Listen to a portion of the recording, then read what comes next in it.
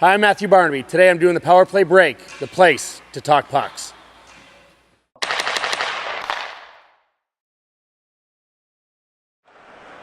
Back here in Bethpage with Kerry Fraser. Kerry, we were talking about your career as an official. Talk about a little bit though, some fans today don't really know about the Broad Street Bullies with the Flyers, the Big Bad Bruins. Talk about how you had to handle that. I mean, you're not a big man, and these guys were, like my size, 6'4", 6'5".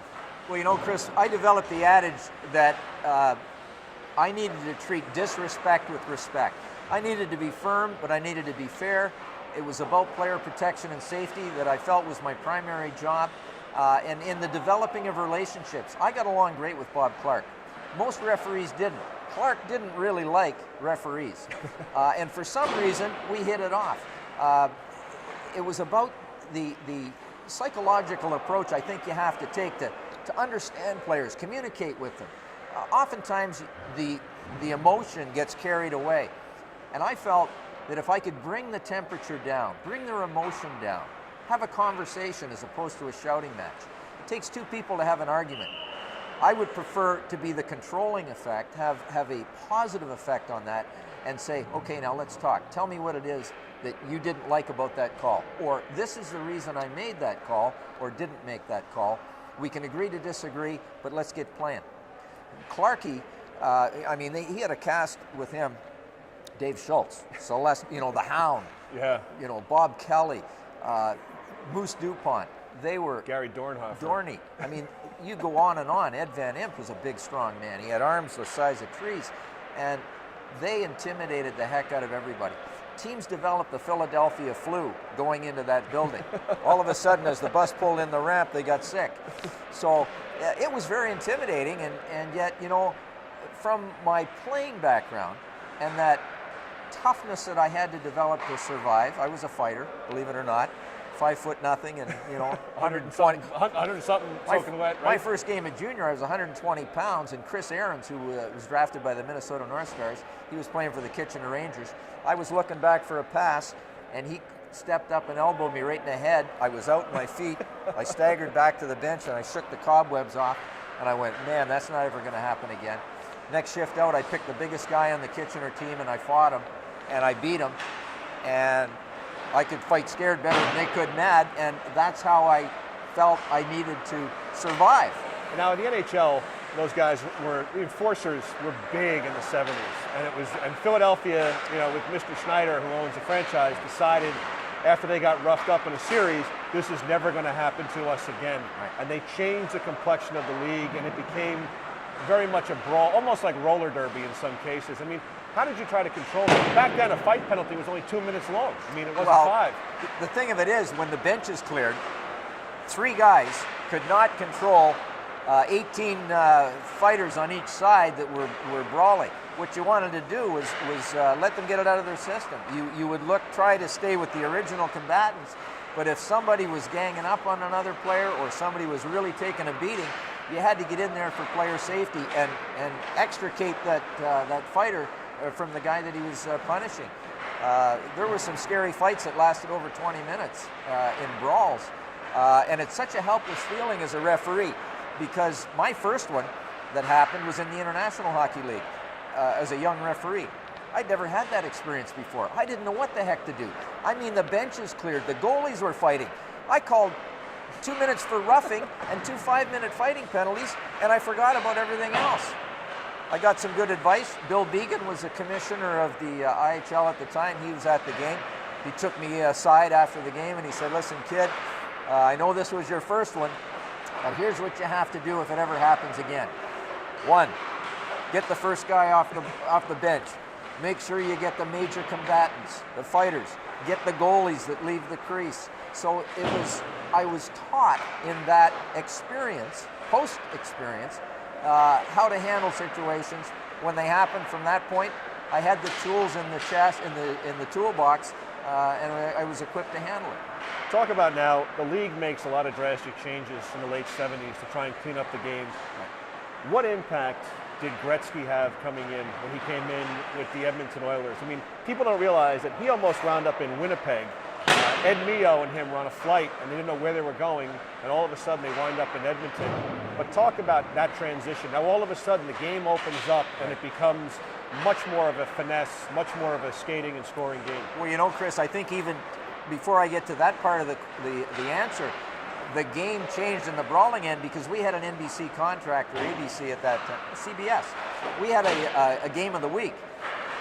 The games were taking over 3 hours to play with the brawling and all the delays and such. So we lost that TV contract. The other thing is, the Attorney General of Ontario, Roy McMurtry, was on a crusade to apply the laws of the land and take players to court for assault. That changed the philosophy at the hierarchy of the NHL.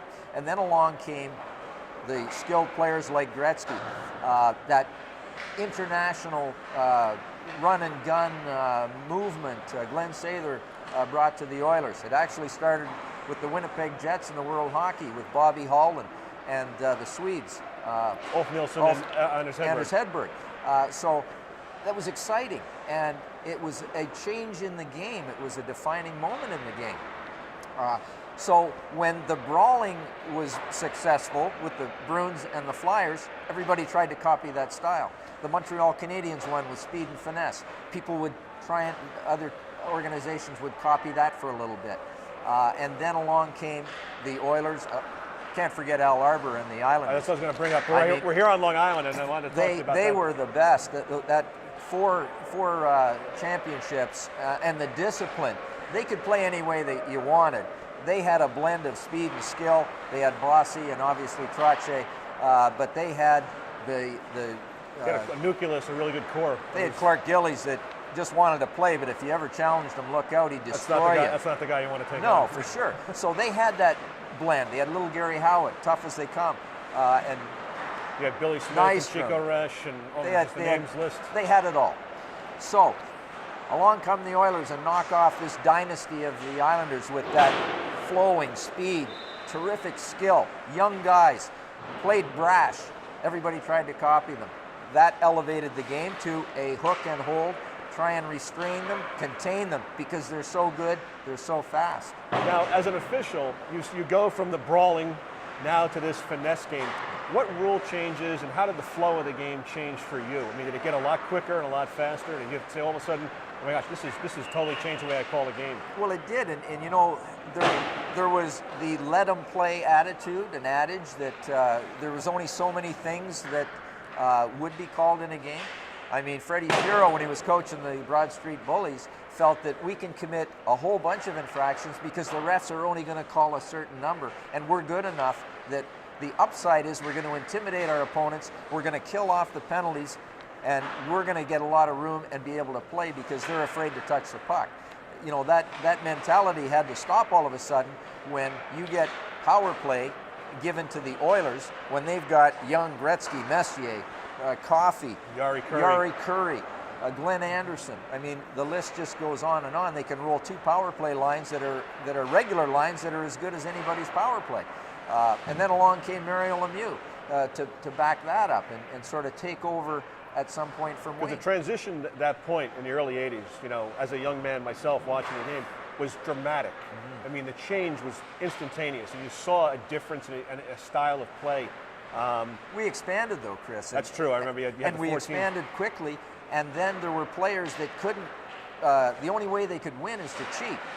Teams that had really struggled. The Devils struggled. Before that, the Colorado Rockies. Teams that couldn't compete. The Whalers. They had to cheat because they couldn't compete. And that's where the hooking and the holding took place. And rather than call all of the infractions, we let them cheat. We let them hook and hold. The coaching philosophy back then on the bench, you could hear them say, hold them up, to give the defenseman time to go back and get the puck so he wouldn't get hit. That crept into the game and then became something that we had to change. It took forever until the first lockout, and we came back from that to finally get rid of the illegal restraining tactics that we had allowed to take over the game. We'll have more with Kerry on the Power Play break right after this.